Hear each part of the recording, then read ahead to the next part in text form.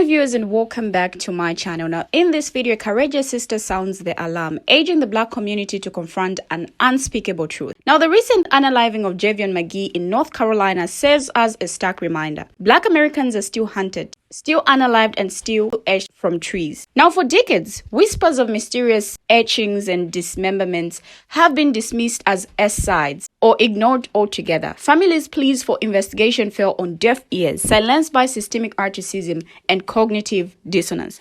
Now the sister recalls a disturbing pattern where whenever these atrocities surfaced on social media, conversations fizzled out and concerns were dismissed as paranoia, yet the gruesome reality persists. From police brutality to lead to the Chings, Black Americans face an unrelenting threat. The sister's impassioned plea challenges us to confront this horror, to listen, and to face the uncomfortable truth. With that said, let's take a look at her video. I will be right back.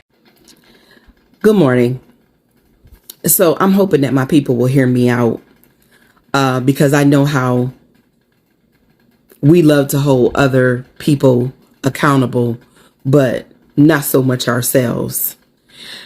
I want to talk a little bit about Javion McGee and what happened over in North Carolina, which is the next state over from me. And in the event that you don't know what happened, this young man was found. I can remember when Facebook was at its most popular, and it was one of the first platforms that Black people could easily find one another and congregate and talk about issues that were affecting us. And every so often you would get these little news stories that would talk about a Black person being, and I noticed that whenever a light was shined on that, those conversations weren't very active. And I can remember screaming, saying, do we not see what is going on? The of Black people is still taking place here in America. Now, we are very quick to talk about what it is, how police officers come into our homes and they stop us during traffic stops, and they, which is another form of with impunity in America, in the streets of America. And we talked about more recently the young man who was found dismembered in the woods after being hunted down. And I think that as sad as his death was, it made Black people start paying attention to the fact that we are being hunted in America still. Because these conversations many years ago that some of us would try to initiate, we would be ignored and we would be written off as being fanatical, fanatics. As though these people in the woods of states like California and New York, these Black people weren't actually being found under mysterious circumstances. And their poor families trying to get some sort of an investigation, but it always being written off as a suicide.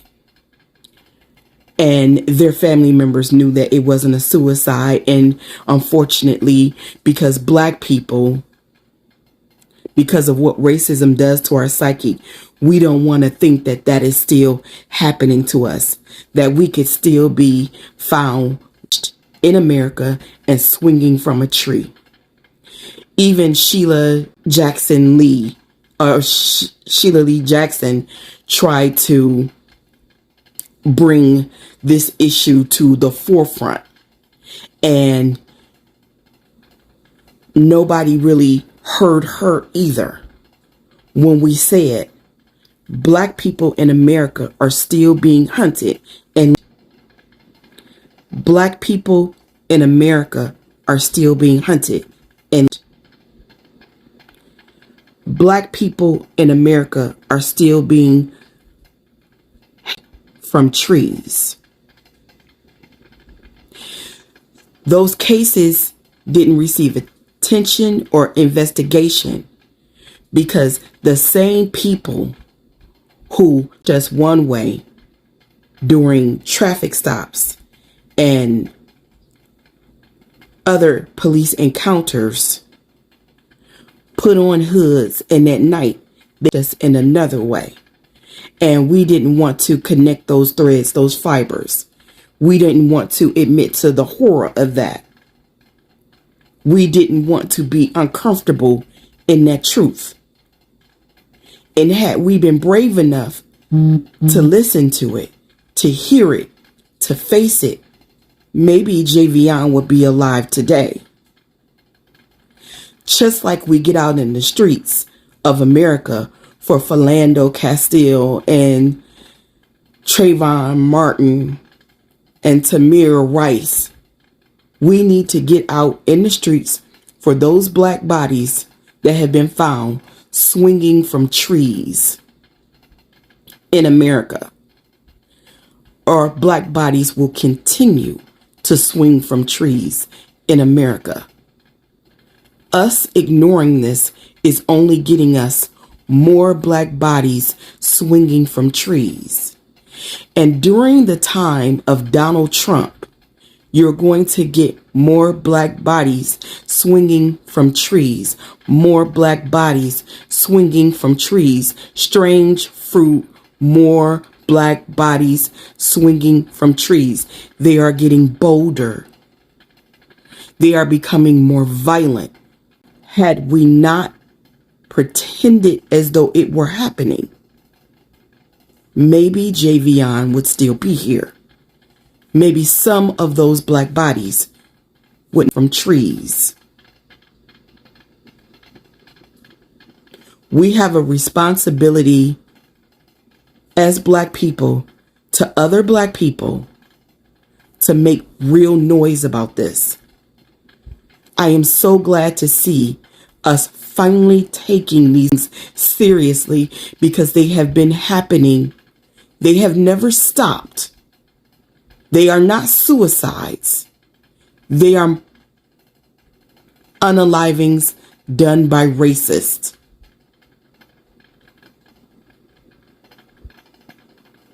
We never stop being hunted.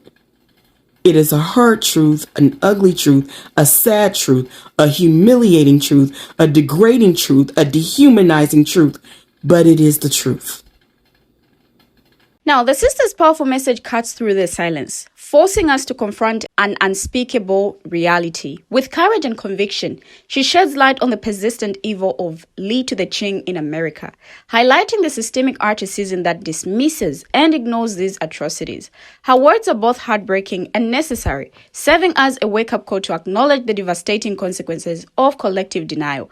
Now, the sister's call to action is clear. We must listen to the whispers of families who've lost loved ones, face the uncomfortable truth of ongoing Lee to the Chings, and demand justice and accountability. Her message inspires us to educate ourselves and others, support affected families, and advocate for policy changes. By speaking truth to power, she challenges us to confront our own complacency and recognize that Lee to the Ching is not a relic of the past. Now, the sister's bravery ignites a beacon of hope, reminding us that police brutality and racial violence are intertwined. We must acknowledge this harsh reality and work together to dismantle the systems enabling these heinous crimes. Her words serve as a powerful reminder that silence and complacency perpetrate these atrocities. Now, when we look at the history of Lee to the Ching in America, palm color Americans used this to terrorize and control black people in the 19th and early 20th centuries. A Lee to the Ching is the public unaliving of an individual who has not received any due process. Now, these executions were often carried out by lawless mobs, though police officers did participate under pretext of justice. Lee to the Chings were violent public acts that palm color people used to terrorize and control black people in the 19th and 20th centuries, particularly in the South. Now, this typically evoke images of black men and women etched from trees, but they involved other extreme brutalities such as torture, mutilation, decapitation, and discretion.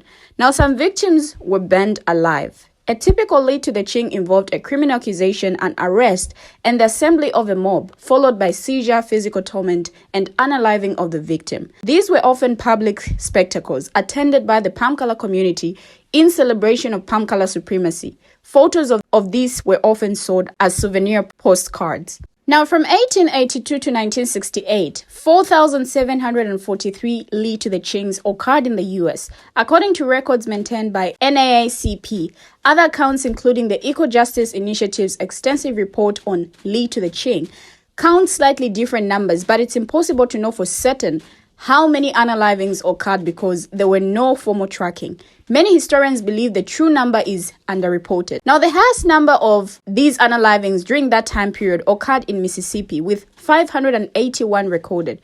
Georgia was second with 531, and Texas was third with 493. Li to the Qings did not occur in every state. There are no recorded Li to the Qings in Arizona and other places. Now, black people were the primary victims of these unalivings. 3,446, or about 72% of the people who got unalived, were black. But they weren't the only victims of Li to the Qing. Some Pankala people were unalived as well for helping black people or for being anti-Li to the Qing.